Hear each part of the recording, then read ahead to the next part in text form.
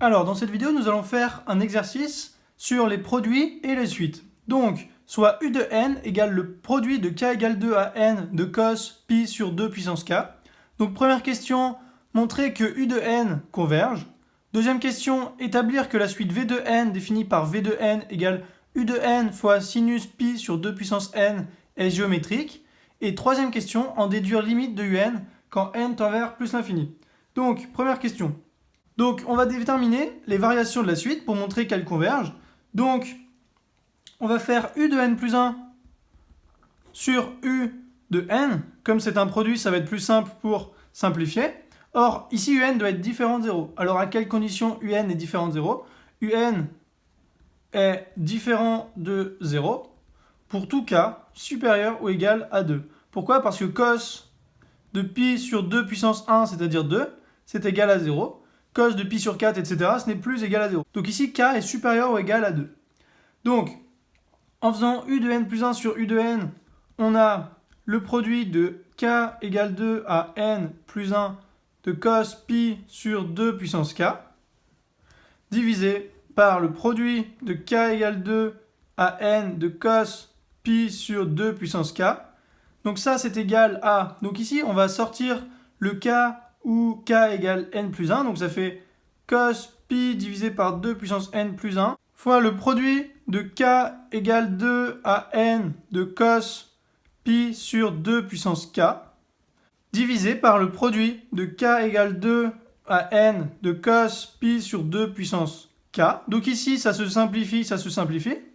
Donc on n'a plus que cos pi sur 2 puissance n plus 1. Or, vous savez que cos est compris entre moins 1 et 1, quelle que soit la valeur de k pour cos de k. Donc c'est inférieur ou égal à 1. Et donc, on a U de n plus 1 sur U de n qui est inférieur ou égal à 1, ce qui nous donne U de n plus 1 inférieur ou égal à U de n. Donc, U de n est décroissante. Et donc, comme U de n est décroissante et qu'elle est minorée, puisque je vous ai dit que cos était toujours inférieur ou égal à 1 et supérieur ou égal à moins 1. Donc, d'après le théorème de convergence des suites monotones, alors U de n converge. Donc voilà pour la question 1. Deuxième question maintenant. Établir que la suite V de n définie par V de n égale U de n fois sinus pi sur 2 puissance n est géométrique. Donc, je vous rappelle que pour montrer qu'une suite est géométrique, on va chercher V de n plus 1 est égal à x fois V de n avec x quelconque. Donc, si on a cela, on a montré qu'elle était géométrique. Avant d'abord de commencer la question, je vais faire un petit rappel.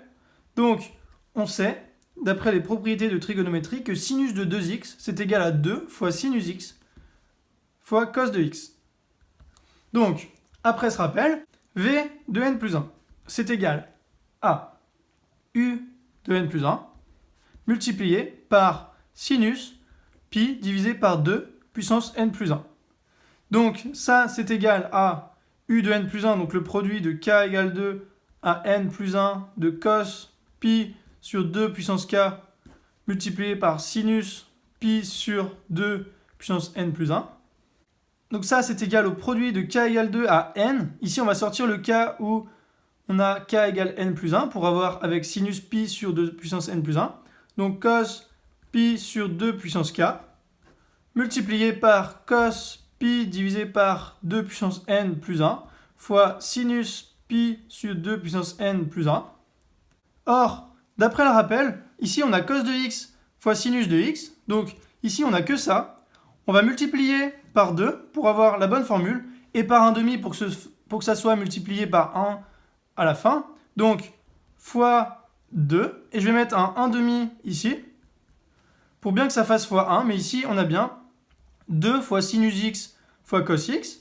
Et donc ça c'est égal au produit de k égale 2 à n de cos pi sur 2 puissance k multiplié par 1,5 multiplié par sinus de 2 fois x, c'est-à-dire sinus de 2pi sur 2n plus 1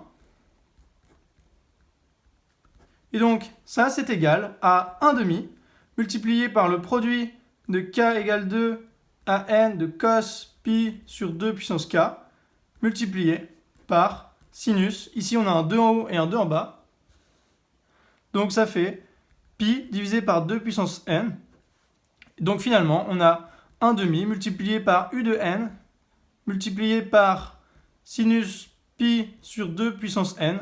Et donc ça, c'est égal à 1 demi fois v de n. Donc, on a prouvé ici que pour tout k supérieur ou égal à 2, alors la suite v de n est géométrique de raison 1 demi ici.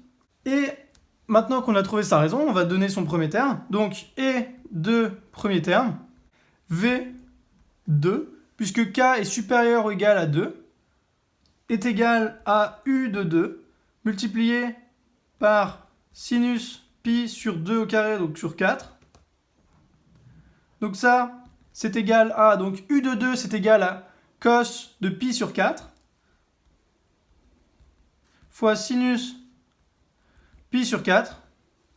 Donc ça, c'est égal à racine de 2 sur 2 fois racine de 2 sur 2 d'après les formules que vous connaissez de la trigonométrie. Et donc ça, c'est égal à donc, racine de 2 fois racine de 2, ça fait 2, divisé par 4, donc ça fait 1 demi.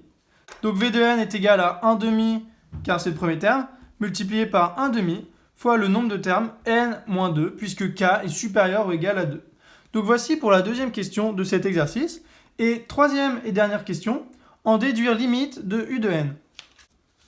Alors, donc limite de u de n, alors on pense à utiliser le fait que la limite de sinus h sur h, quand h tend vers 0, c'est égal à 1, c'est-à-dire sinus h qui est équivalent à h pour h tendant vers 0. Donc, on a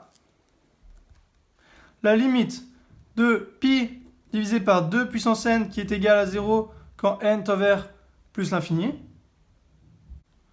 Donc, sinus de pi sur 2 puissance n, comme pi sur 2 puissance n, c'est h ici, ça tend vers 0, alors ça, c'est équivalent à pi sur 2 puissance n. Et comme v de n, c'est égal à u de n fois sinus de pi sur 2 puissance n, alors on a u de n qui est équivalent à v de n fois 2 puissance n sur pi, puisque sinus pi sur 2 puissance n, ça équivaut à pi sur 2 puissance n, et ici, on multiplie par l'inverse. Donc ça fait u de n équivalent à v de n fois 2 puissance n sur pi. Or, v de n, c'est égal à 1 demi multiplié par 1 demi puissance n moins 2, c'est-à-dire 1 demi puissance n moins 1 ici. Donc, on a u de n qui est équivalent à 1 demi puissance n moins 1 fois 2 puissance n sur pi, c'est-à-dire u de n équivalent à 1 divisé par 2 puissance n fois 2, ici on remonte le 2 puisque c'est puissance moins 1, fois 2 puissance n sur pi. Donc en simplifiant, on enlève les 2 puissance n. Donc ça, c'est égal à 2 sur pi. Donc on a bien ici un qui est équivalent à 2 sur pi. Donc, limite de u de n, quand n tend vers plus l'infini, c'est égal à 2 sur pi.